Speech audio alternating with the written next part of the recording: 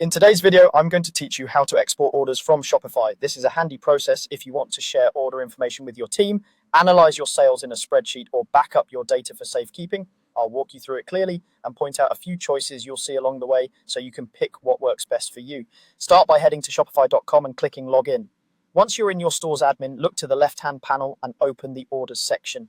Normally, the export button appears once you've selected the orders you want to export. For this walkthrough, I'm using a free plan, so I'll demonstrate from the drafts area. The export flow is the same idea, and it's perfect for showing you the options clearly. Inside drafts, select the checkbox next to the order or orders you want to export. You can choose a single order or multiple at once.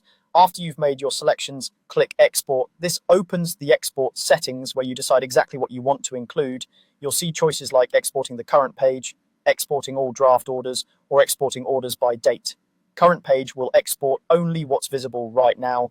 All draft orders will pull everything in the draft section. Orders by date lets you narrow your export to a specific time range, which is great if you're doing monthly reporting or only need a particular period for accounting. Next, choose the format for your export. You can export as a CSV file for Excel, Numbers, or other spreadsheet programs, or as a plain CSV.